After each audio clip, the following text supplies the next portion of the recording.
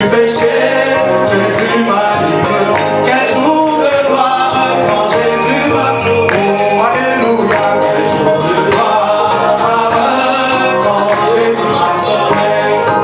Gloire quand Jésus m'a sauvé. Quel jour de gloire quand Jésus m'a sauvé. Quel jour de gloire quand Jésus m'a sauvé. Aux choses du passé. Choses du passé, je ne vais plus toucher. Aux choses du passé, je ne vais plus toucher. Quel jour de gloire quand Jésus m'a sauvé. Alléluia. Quel jour de gloire quand Jésus m'a sauvé. Quel jour de gloire quand Jésus m'a sauvé. Quel jour de gloire quand Jésus m'a sauvé. Quel jour de gloire quand Jésus m'a sauvé. Alléluia. Quel jour de gloire quand Jésus m'a sauvé. Quel jour de gloire quand Jésus m'a sauvé. Quel jour de gloire quand Jésus m'a sauvé. Quel jour de gloire quand Jésus m'a sauvé. Ce n'est plus moi qui vis, c'est Christ qui vit en moi. Ce n'est plus moi qui vis, c'est Christ qui vit en moi. Ce n'est plus moi qui vis, c'est Christ qui vit en moi. Quel jour de gloire quand Jésus m'a sauvé. Alléluia. Quel jour de gloire quand Jésus m'a sauvé. Quel jour de gloire quand Jésus m'a sauvé. Quand Jésus m'a sauvé. Quel jour de gloire quand Jésus m'a sauvé.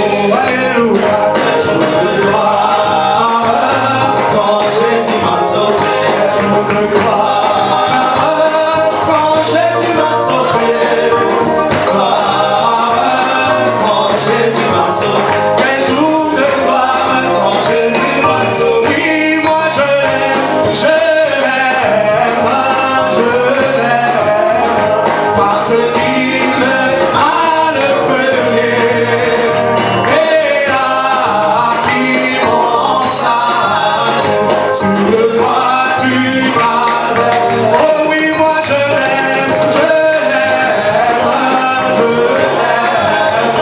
Parce qu'il m'a le premier et a acquis mon salut sous le poids du Calvaire. Oh oui, moi je l'aime, je l'aime, je l'aime.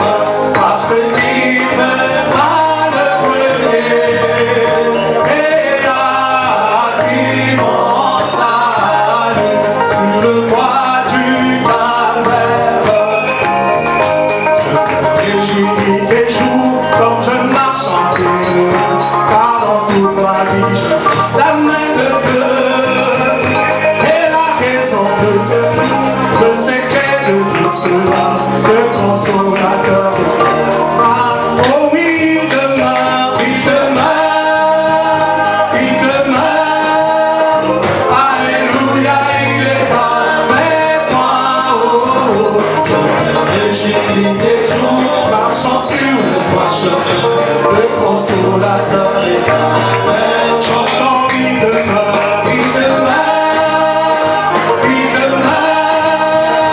Alléluia, il est avec moi.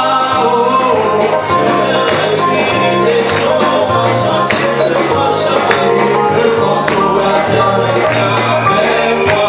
Je vivais et dans les péchés et en plein jusqu'au jour, Jésus mourut. Oui, j'ai tombé à ce pied et lui tous mes le consolateur. Oh oui, il demeure. Oh, il demeure.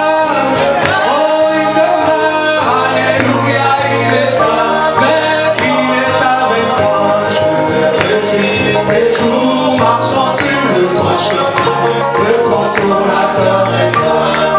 Oh oui, il demeure, il demeure, il demeure. Alléluia, il est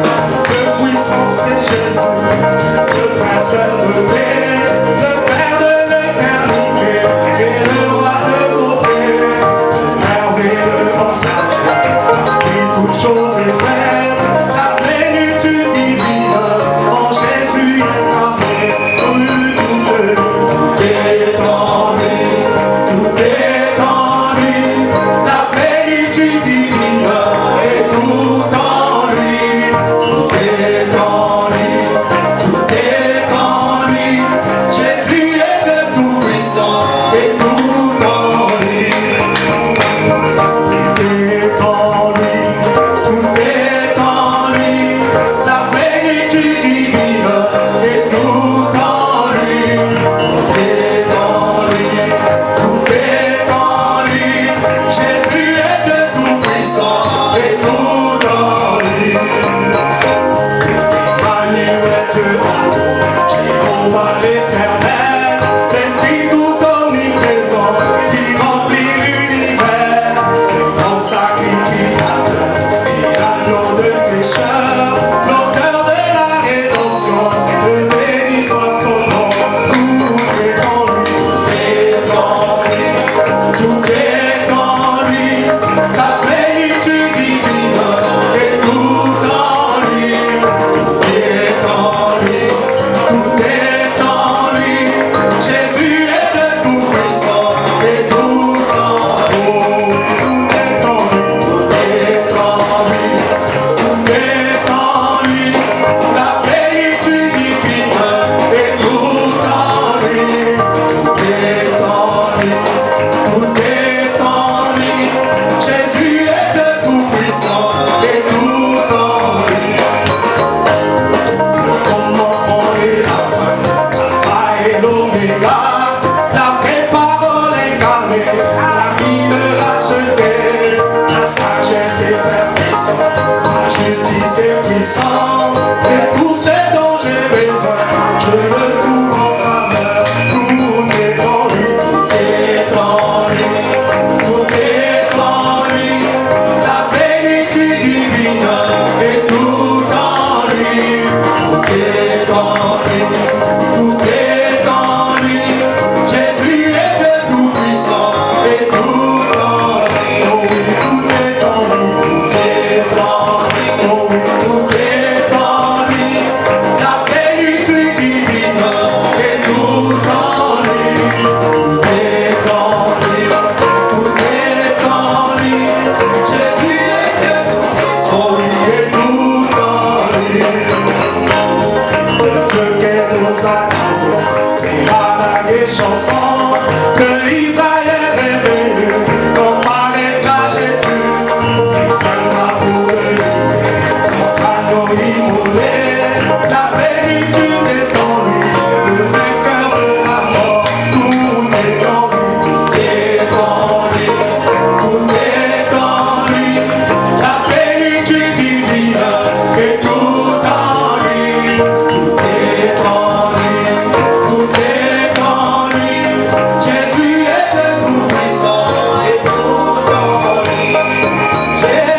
Jésus-Christ est mon sauveur, moi je n'ai mon cœur alléluia. Jésus-Christ est mon sauveur, moi je n'ai mon cœur alléluia. Oh oui, alléluia, alléluia, oh, oh, oh. Alléluia, alléluia, oh, oh, oh.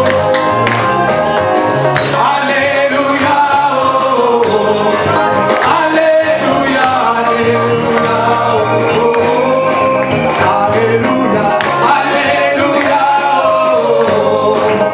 Alléluia, alléluia, oh, oh, oh.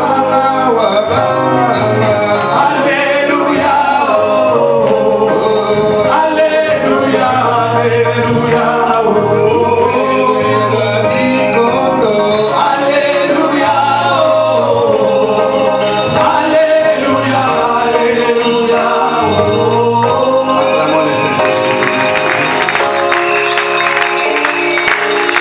Que la paix du Seigneur soit avec vous tous. Est-ce que vous êtes content d'être dans sa maison ce soir? Amen. On peut se tenir debout.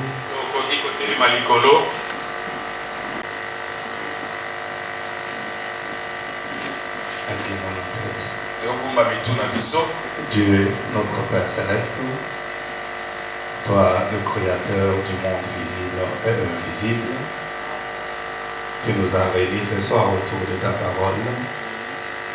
Nous voici maintenant, Père, à l'étape d'écouter cette parole. Nous avons prié, nous avons chanté, l'étape la plus importante est arrivée. Ouais, cette parole pour Dieu. Ouais, la bouche que tu utilises, l'interprète. Ouais, nos cœurs et nos âmes qui vont recevoir cela. Et tout pour ta gloire.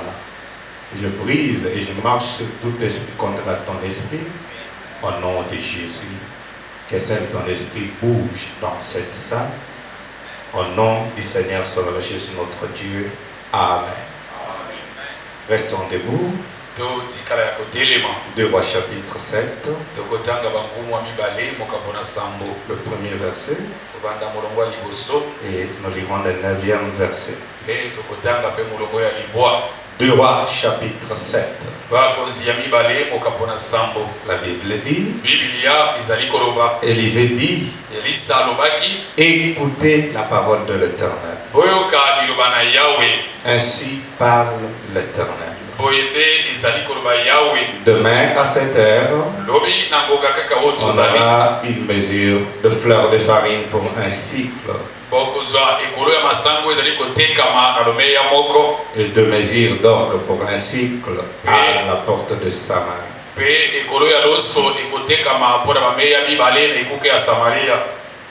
Verset 9. Puis ils se dirent l'un à l'autre, nous n'agissons pas bien. Cette journée est une journée de bonnes nouvelles.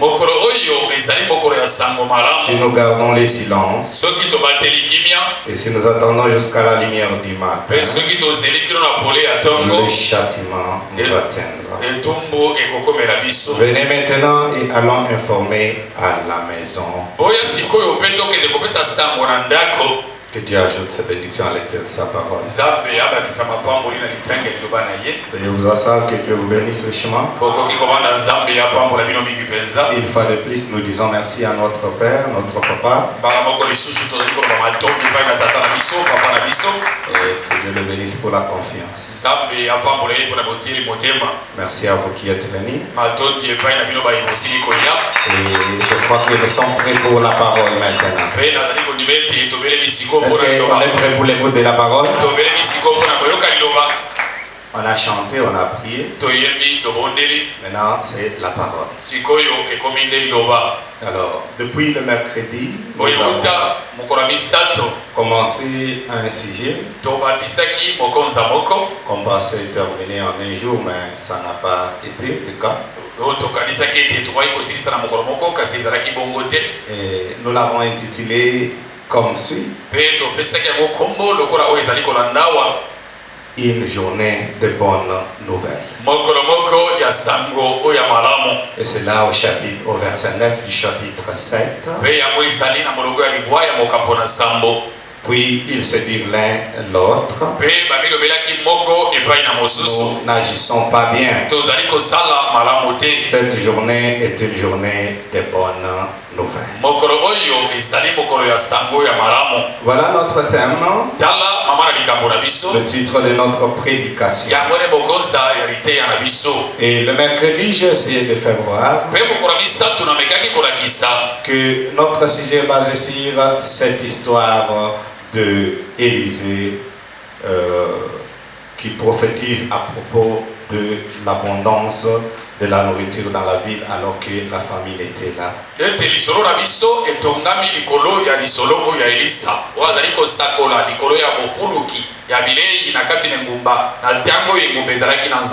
Et nous avons compris que, ou nous avons dit que notre histoire, nous tirons de cette petite histoire 4 grandes leçons.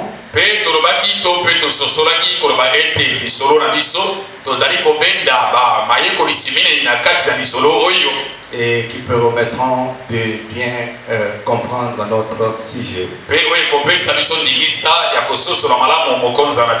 Je n'ai pas vraiment de temps. Et je ne saurais pas revenir sur ce que j'avais dit. Je pourrais peut-être essayer de toucher par-ci par-là sur ce que j'avais dit. Mais le grand souci c'est d'avancer. Nous avons essayé de voir que c'était une période où la famine frappait Israël. Et spécialement la ville de Samarie. Donc l'armée syrienne avait entouré la ville. Et ils ont entouré de telle façon que personne ne pouvait sortir ou entrer dans le peuple restait tellement affamé. Ils ont perdu tout ce qu'ils avaient. Alors la famine a envahi toute la ville. Jusqu'au point où la famine a mené les gens à commencer à se manger les uns les autres. Et le roi, quand il apprend cela, il déchire ses vêtements, il se révolte contre Élisée. Et c'est comme ça que la chose va arriver jusque chez Élisée. Qui était Élisée? Il était le prophète en ces temps-là. Et nous voyons que quand Élisée se tient devant le roi, il prophétise ou il parle au nom de l'Éternel.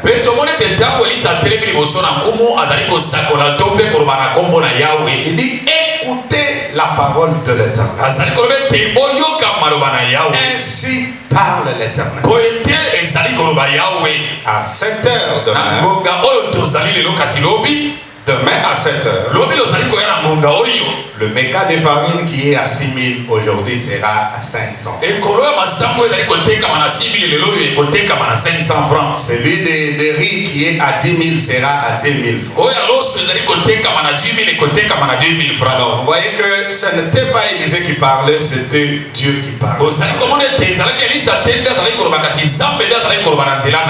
Ainsi, nous avons essayé de voir que nous tirons 4 grandes leçons. Entre cette parole de prophétie ou de promesses données par Élisée et son accomplissement. 4 grandes leçons tirent mon attention. Je crois que ça tire aussi votre attention. Nous marchons ensemble s'il vous plaît. Et nous avons vu que la première leçon, c'est exactement au chapitre, au verset 1er. Le verset 2. Nous avons pris la première leçon. C'est quand Dieu parle, quand il promet, on doit mettre en tête qu'il accomplit toujours. Mais il le fait de sa manière. Si souvent nous regardons les circonstances, mais lui ne regarde pas les circonstances. Parce qu'il est le maître de temps et de circonstances. Nous avons essayé de parler sur cela. C'est ce qui a manqué à cet officier qui était à côté de lui. Quand Élisée parle, lui il voyait la parole de l'Éternel. Mais l'officier, il regardait les circonstances. Quand Dieu vous parle, ne regardez pas les circonstances. Regardez sa parole. Amen. Quand vous regardez sa parole, alors vous arriverez jusqu'au bout. C'est ce qui a manqué à cet officier. Lui, il a douté. Il dit au roi et il dit à Élisée, même si Dieu ouvrait le fenêtre, faisait tomber, on n'aura pas assez pris là. Ce qui est impossible aux yeux des hommes, devant l'Éternel est possible. Alors peu importe la circonstance dans laquelle tu te trouves, si Dieu a déjà parlé, il a parlé. Je le répète, peu importe la circonstance dans laquelle tu te trouves, vérifie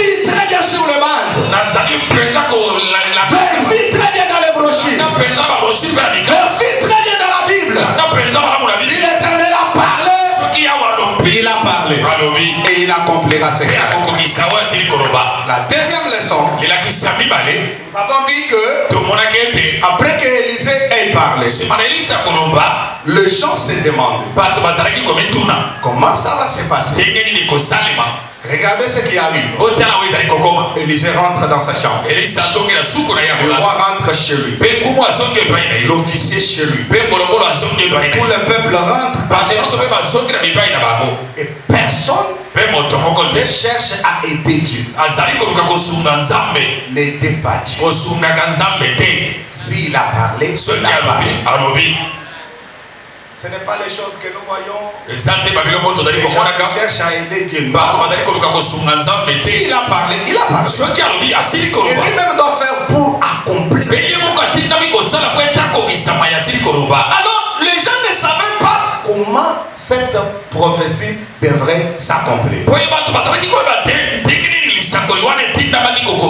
Une petite parenthèse. Dieu te promet, je vais te bénir. J'ai vu ta souffrance, je vais te donner le véhicule. Toi tu dis Amen. Il t'a promis où? Tu étais encore en Bouchemari.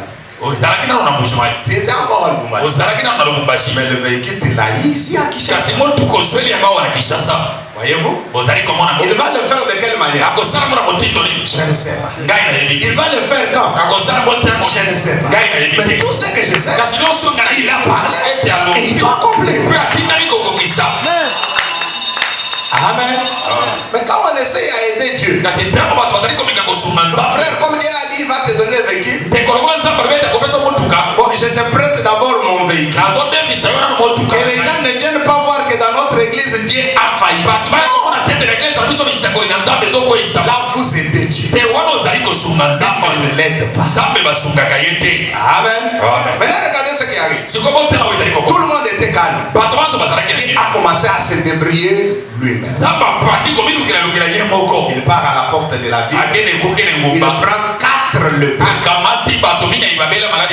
Les gens qui étaient rejetés dans la il les attire. Et ces gens-là prennent la décision. Là où il y avait notre deuxième leçon. Quand il a déjà écrit dans ce récit, prend la décision. Passe à l'acte.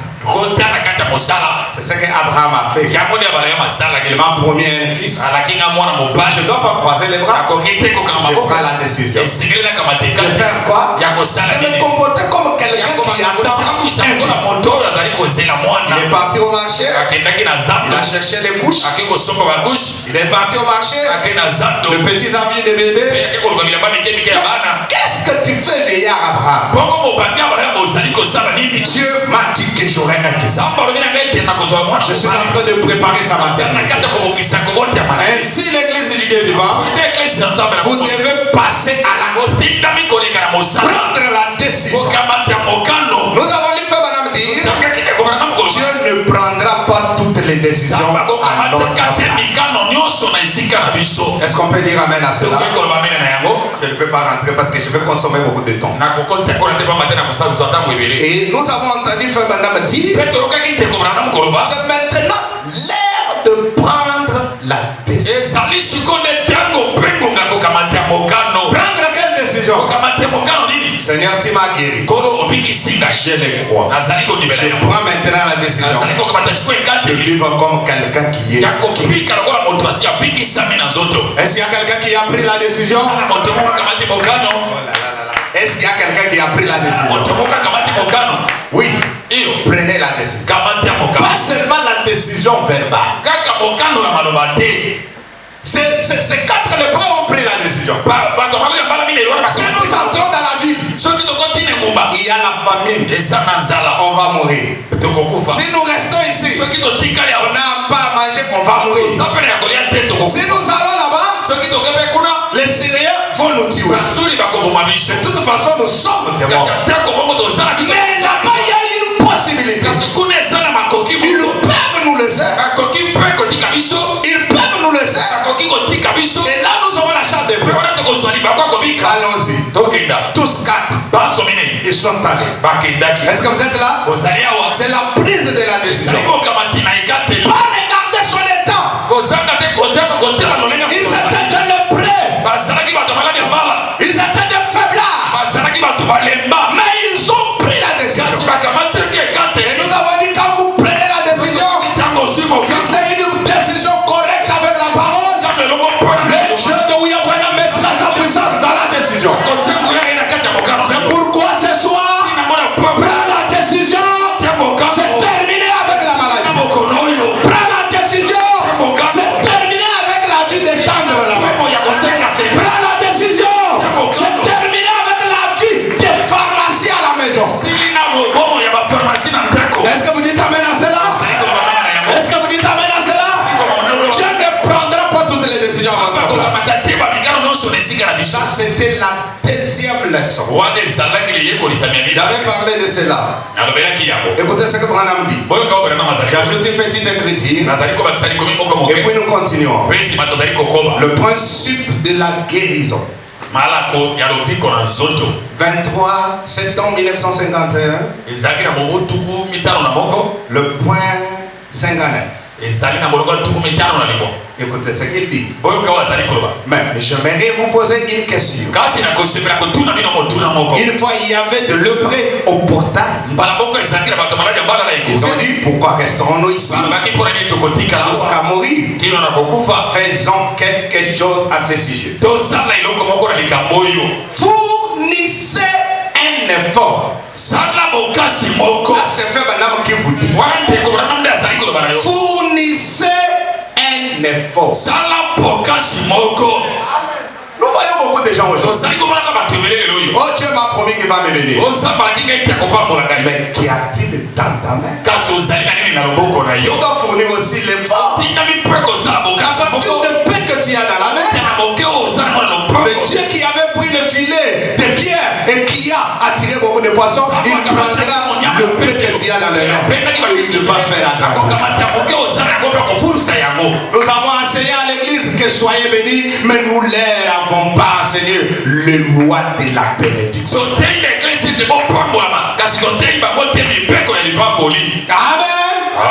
Amen. Amen. Amen. C'est très profond. Fournissez l'effort. Vous avez déjà pris la décision.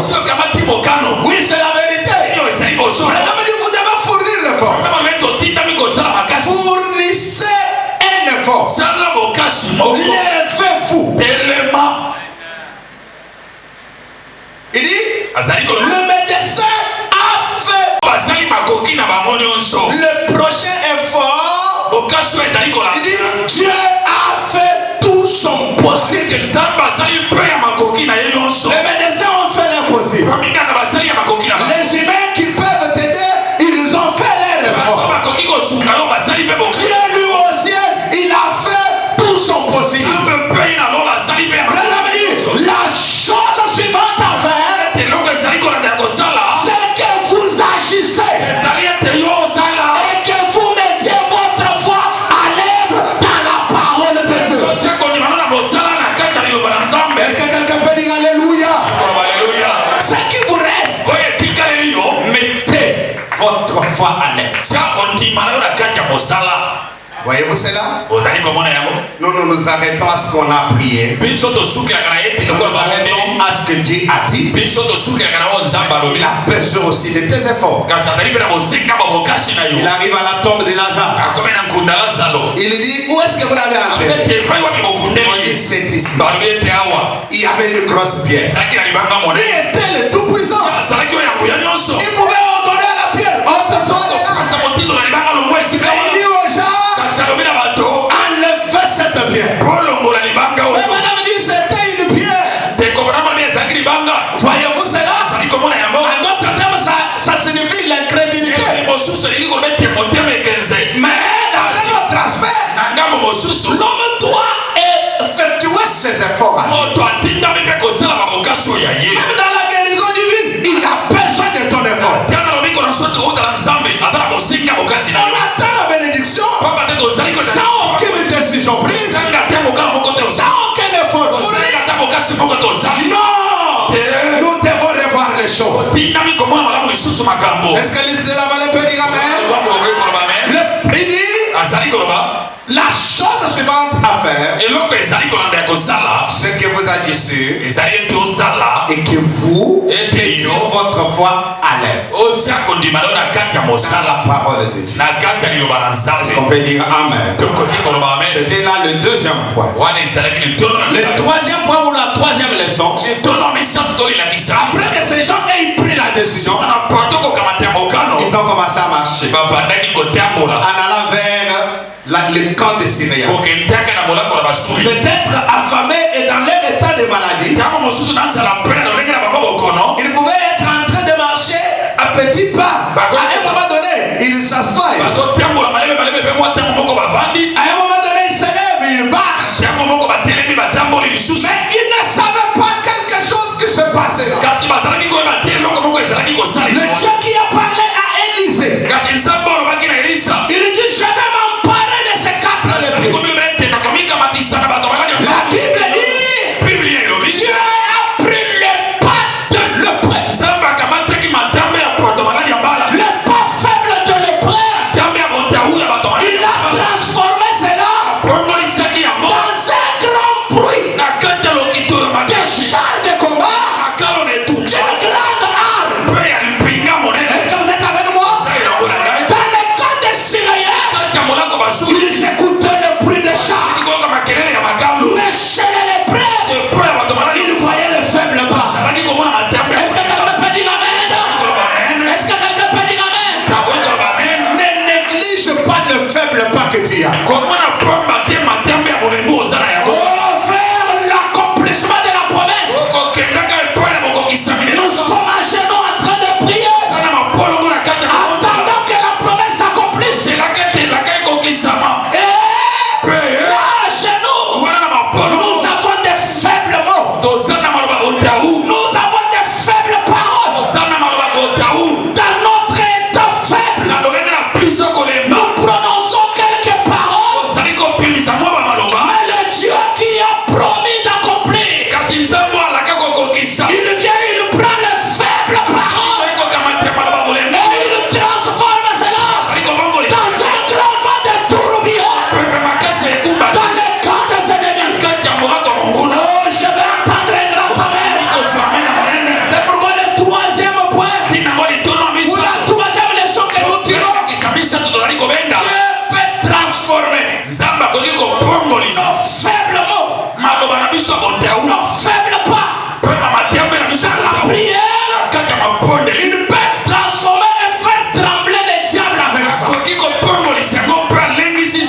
Ce n'est pas moi qui l'ai dit, c'est William Marion Branham qui dit. Écoutez ce que William dit. Branham dit dans le message qu'il a intitulé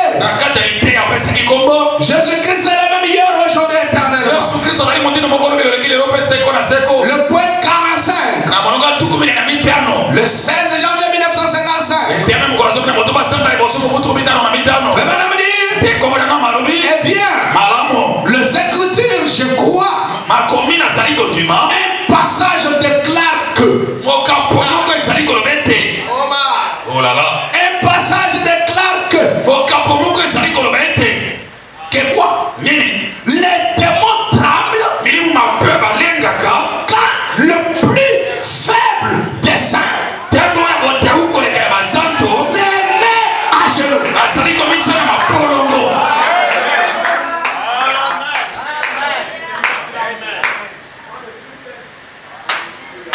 Ici, on ne parle pas de quelqu'un qui est en forme. Le faible est là. Aujourd'hui, il tombe. Demain, il cède. Il tombe. Il cède. Mais Branham dit que le démon, au pluriel, peu importe sous quelle forme ce démon peut se tremble quand le plus faible des saints se met à genoux. Quelle puissance et quel privilège ont été donnés à l'église du Dieu vivant. Quand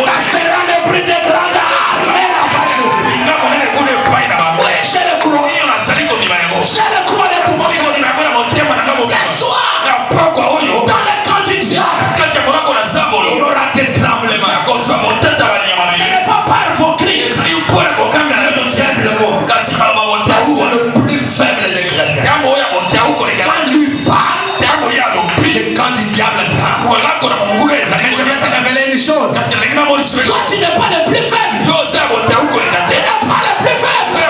Tu es le plus fort. Est-ce que vous le croyez? Si le faible tremble, si le démon tremble devant le faible, qu'en est-il des forts? Donc il n'y a pas raison que les diables continuent à te tourmenter ce soir. Ne crie pas avec les faibles mots. C'est pourquoi Jésus, comprenant ce mystère, il chassait les démons avec le bouc.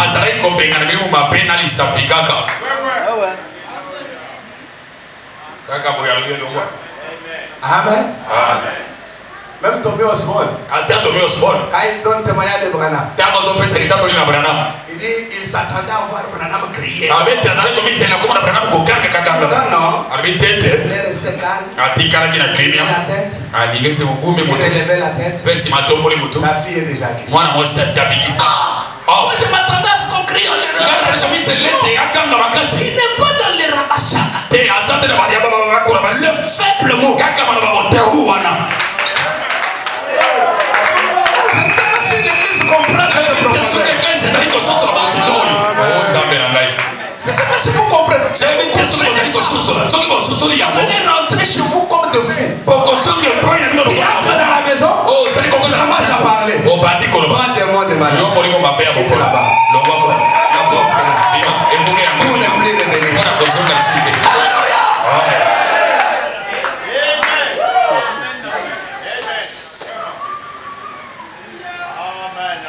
C'est possible, mes amis. C'est possible. Écoutez ce qu'il dit. Mon ange marchera devant toi. 16 février 1953. Au point 7, il dit maintenant, tout au long de ce voyage, il a promis de pourvoir à tous ces dons nous avons besoin. Tout ce que vous demanderez au Père, je le fais. Tout ce que Marc 11, 26. Tout ce que vous désirez, quand vous priez, croyez que vous l'avez reçu. Vous le verrez s'accomplir. Branham parle. J'aime quand Branham parle. Il est mort. Il nous a donné l'arme la plus puissante du monde. Et c'est la prière.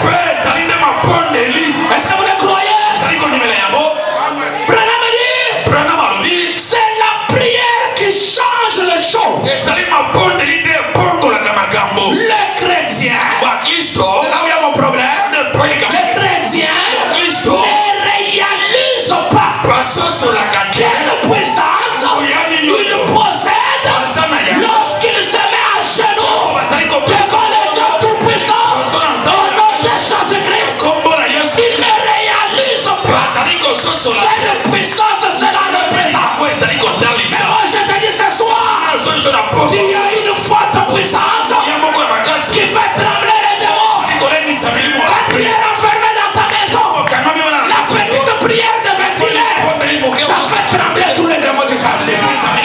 Si Dieu vous ouvrez les yeux pour voir comment les diables sautent, comment les démons sautent quand vous priez, vous croirez à ce que je vous dis. Est-ce que vous le croyez?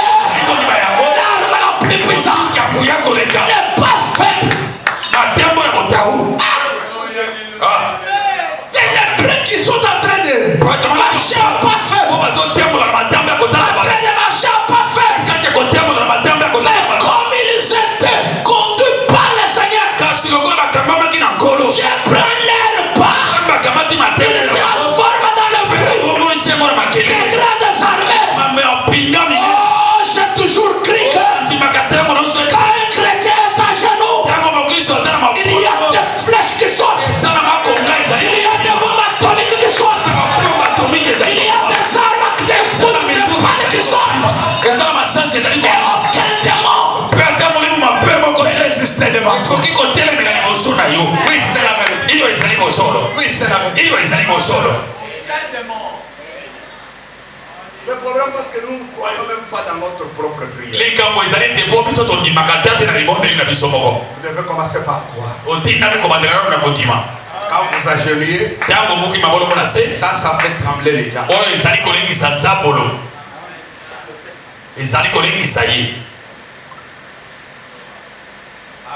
Amen.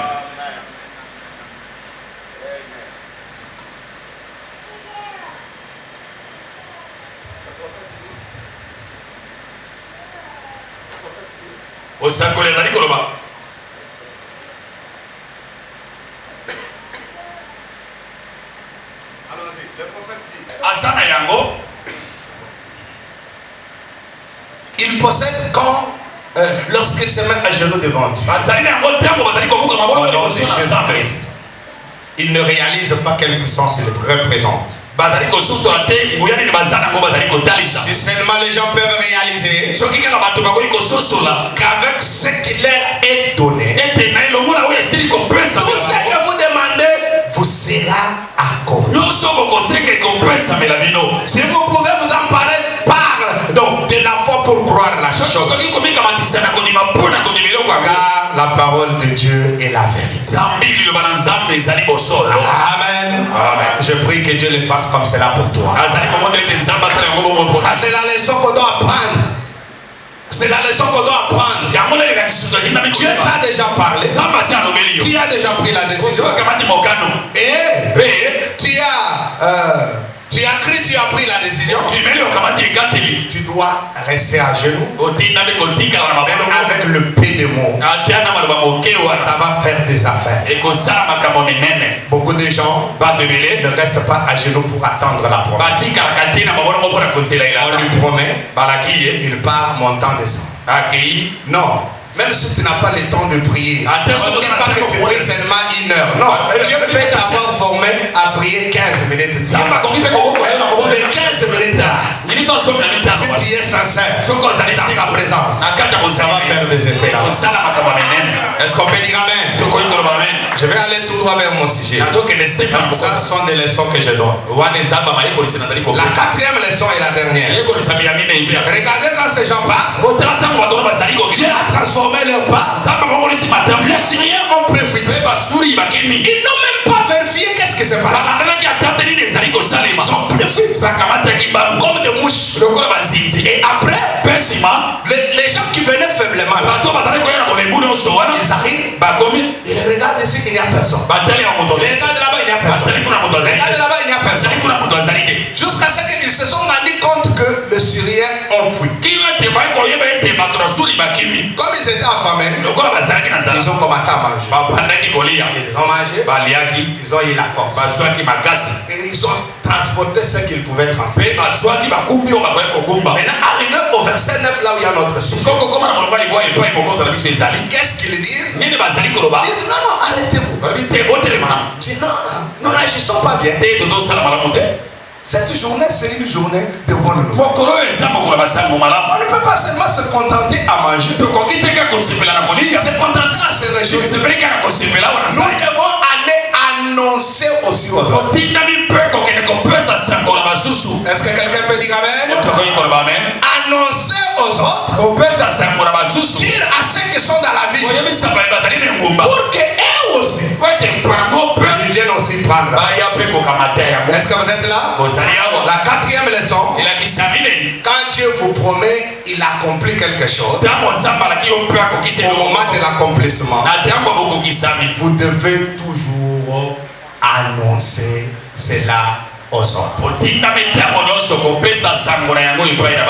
Et vous devez aussi rendre témoignage. Il y a des gens, Dieu le bénit, il ne donne jamais témoignage. Il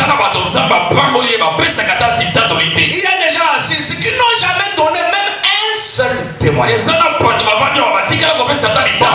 parlons pas de témoignage, même un remerciement. remerciement. Il n'y en a pas. Non, non. Ce n'est pas une bonne chose. Dans toutes choses, on doit toujours savoir remercier Dieu. Parce que quand tu annonces, ça va susciter la foi de quelqu'un d'autre. Lui aussi, il ira là où tu as mis. Et il sera aussi béni. La Bible nous raconte l'histoire du lépreux que Jésus a croisé. Maître, guéris-nous. Jésus leur dit, allez-y vous faire voir chez le sacrificateur. Pendant qu'ils partaient, ils se sont rendus compte qu'ils étaient guéris. La lèpre les avait quittés. Parmi les 10, un seul est rentré chez Jésus pour lui dire merci. J'ai été guéri. Savez-vous ce que Jésus a dit? Mais où sont les 9? Où sont les 9 autres? Est-ce que vous dites amen à cela? Apprenez toujours. Quand vous croisez quelque chose, allez-y dire à quelqu'un d'autre. Allez-y témoigner à quelqu'un d'autre. Je veux que nous puissions témoigner. Le Dieu qui est riche en miséricorde ne veut pas que nous manquions de témoignages. Il aime que nous témoignons. Et quand nous témoignons, les autres vont venir. Ce n'est pas seulement la guérison. Ce n'est pas seulement la bénédiction matérielle. Même le salut. Quand vous croisez un Dieu qui sauve, vous entrez en contact avec Dieu. Vous ne pouvez pas vous taire. Quand quelqu'un croise le surnaturel, il ne peut pas se taire. Ça brille au-dedans de lui pour partager les témoignages. Oui, je me rappelle de Marie. Elle était en train de marcher. Elle croise un ange. Il dit Marie, je te salue toi. Marie, tu vas porter un enfant. Et cet enfant, tu lui donneras le nom de Jésus. Regarde Elisabeth. Elle aussi, elle est à son 6e mois. Quand l'ange quitte Marie, Marie est allée jusqu'à Elisabeth. Elle a commencé à donner le témoignage, à partager les bonnes choses avec Elisabeth. C'est pendant cette réunion de partage, pendant que Marie racontait à Elisabeth ce que l'ange lui avait dit, quand il est arrivé à citer le nom de Jésus, l'enfant qui était mort dans le ventre d'Elisabeth a bougé et a retrouvé la vie. À partir de ce témoignage, oh mes amis, nous avons croisé Jésus aujourd'hui. Nous le portons dans nos ventres et nous sommes des maris. Quand vous croisez Elisabeth, ne lui parle pas seulement de la politique. Ne lui parle pas seulement de la politique, mais parle-lui aussi de ce qui est en toi. Fais madame dit, tu n'amèneras personne là où toi-même tu n'as jamais été. La raison pour laquelle nous avons beaucoup de crédit au milieu de nous, c'est parce que dans nos réunions, nous n'avons pas quelqu'un qui porte la semence en lui. C'est nous avons un mari, quand il arrive au salon de tressage, elle ne critiquera pas les autres, mais elle parlera de ce qui est en elle. Et pendant que tu vas parler, tu verras que ça va produire des résultats. Oh, où sont encore des réunions de prière? Où quelqu'un pouvait visiter son frère, ou une sœur qui visitait sa sœur. Il commence par la prière. Il parle de Jésus jusqu'à ce que l'onction descende. Jusqu'à ce que l'onction descende et qu'il voie la visitation de Dieu. Où est cela au milieu? Tout ce que nous connaissons.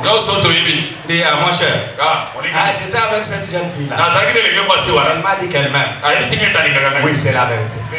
Vous pouvez parler de ça. Mais quand vous ne faites que parler de ça, ça détruit ce qu'il y a.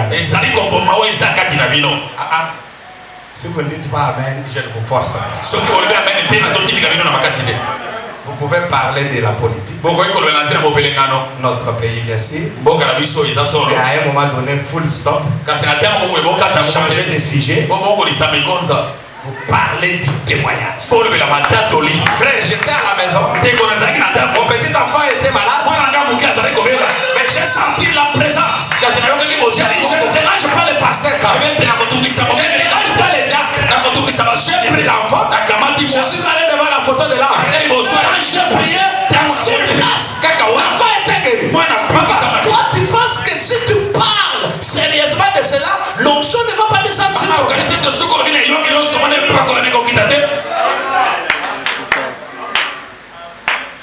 Est-ce que j'ai mal parlé? C'est comme ça que moi j'ai toujours été. Si j'ai mal parlé, pardonnez-moi. Nous devons changer les choses. À l'église, Dieu t'a dit, je vais te guérir. Tu pars à la maison. Au marché, ce sont seulement des discussions. Tu tirailles avec les gens. Aucune atmosphère spirituelle. Les chansons que tu as dans les oreilles, ce sont seulement des chansons, je ne sais pas moi. Donc vous attirez une autre atmosphère à côté de vous. La promesse ne va pas s'accomplir. Et tu vas dire non, c'était un faux message.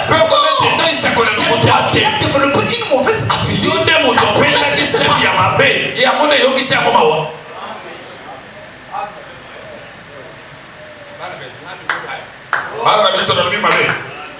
Je veux que nous rentrons dans cette atmosphère. Quand tu croises ta soeur, chantons un peu un cantique. Vous chantez, la présence est là. Prions. Amen. Amen. La journée commence. Mais toi, quand il arrive, vous commencez à parler. Mon ami, regardez, Facebook, WhatsApp, vous entrez TikTok. Et la journée termine comme ça. Plus vous parlez de lui,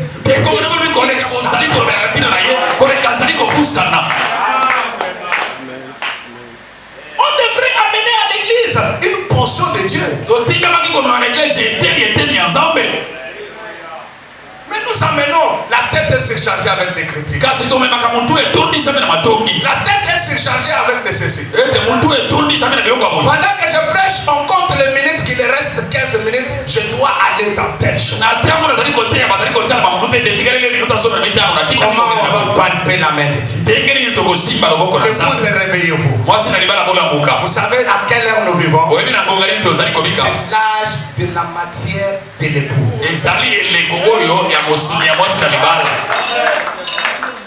Mais nous, on est loin de ça. Écoutez ce que fait madame. Nous avons vu son étoile. Et nous sommes venus pour l'adorer. Si ça a blessé quelqu'un, pardonnez-moi. Et c'est ma façon de parler, s'il vous plaît, pardonnez-moi. Nous avons vu son étoile en Orient et nous sommes venus là-bas. 7 décembre 63. Vous savez, il se passe quelque chose quand vous entrez en contact avec Dieu. Vous ne pouvez pas vous taire.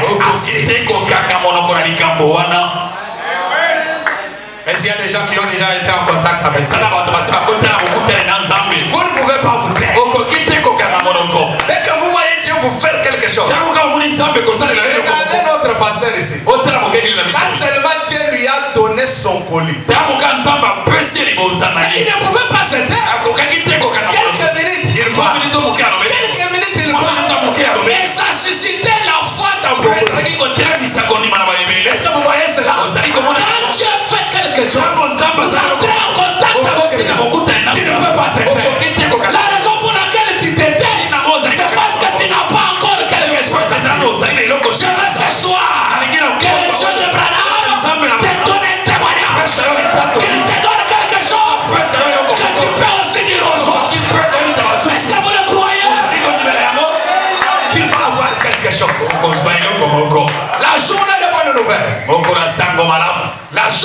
bonne nouvelle. Écoutez mes amis. Quand nos 4 lépreux, ils arrivent là-bas, ils croisent les choses, ils prennent les choses, et puis ils rentrent pour donner les vêtements. C'est comme ça que toute la ville, les gens sont sortis, ils ont pris les choses, on a commencé à faire entrer. C'était quoi? L'accomplissement de ce que Élisée a dit. Est-ce que vous voyez cela? Est-ce que vous voyez cela? Après avoir écouté ces 4 conseils, maintenant nous allons entrer dans notre sujet. La journée de bonne nouvelle. Regardez, Febana me dit, qu'est-ce que c'est une bonne nouvelle? Lisons Febana. Qu'est-ce que c'est une bonne nouvelle? Je veux que vous m'écoutiez maintenant, parce que nous entrons dans notre sujet. Malheureusement, il me reste 15 minutes. Je ne saurais pas les terminer dans 15 minutes. Écoutez ce que William Branham dit. Est-ce que vous avez